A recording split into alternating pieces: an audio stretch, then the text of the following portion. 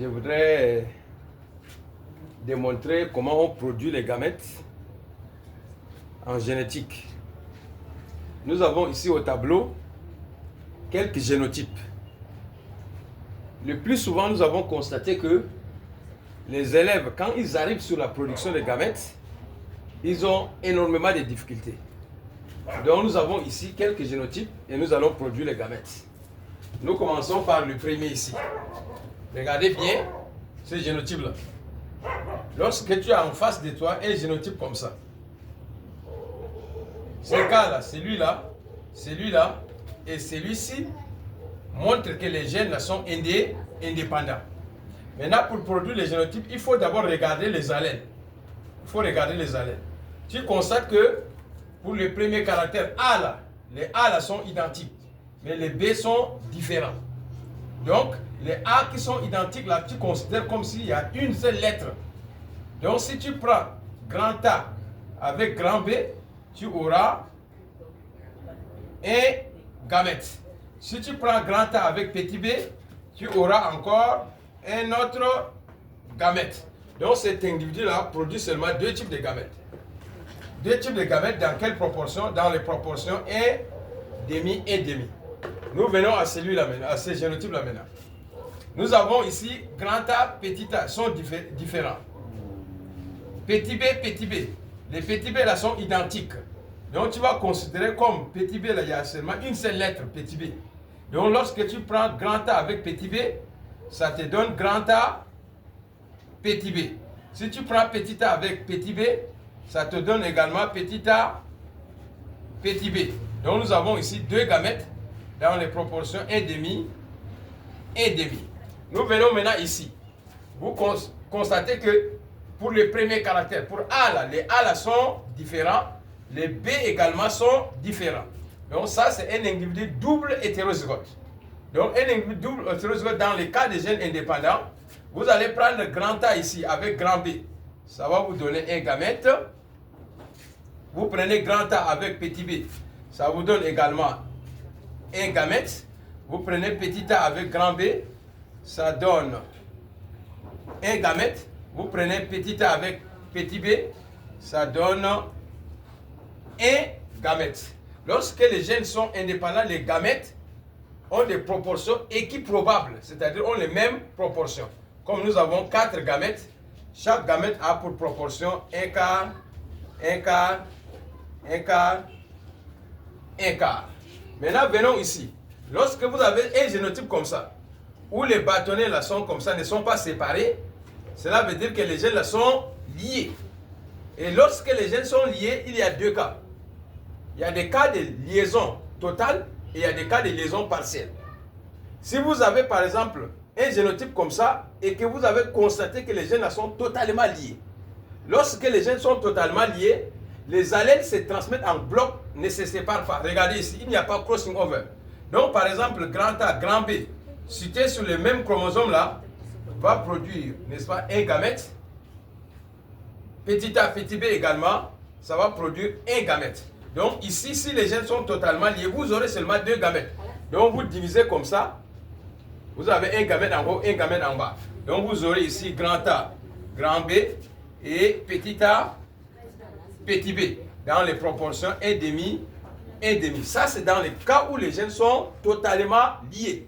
Mais si les gènes sont partiellement liés, ce qui va vous montrer que les gènes sont partiellement liés, c'est le cas de crossing over. Donc, si vous avez déjà remarqué qu'il y a crossing over et vous êtes en face de ce génotype-là, vous allez produire les gamètes par l'intermédiaire de crossing over. Et là, cet individu va produire 4 types de gamètes.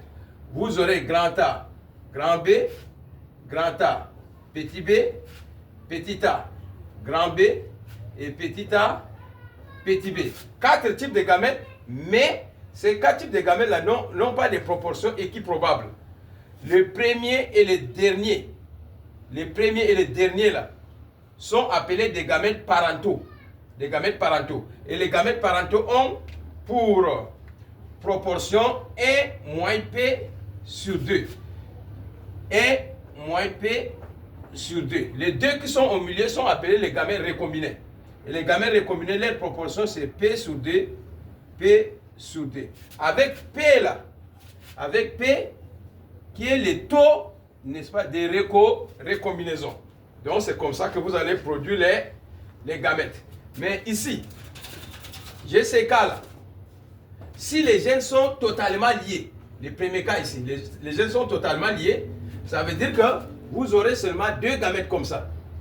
Vous séparez comme ça, vous avez un gamète en haut, un gamète en bas. Si les gènes sont totalement liés, donc vous aurez grand A, petit b, petit a, grand B, dans les proportions 1,5, 1,5. Mais ces cas-là, si les gènes sont partiellement liés et qu'il y a crossing over, vous allez produire les gamètes là par l'intermédiaire de crossing over. Donc cet individu là va produire 4 types de gamètes. Donc vous aurez grand A, petit b, grand A, grand B, petit a,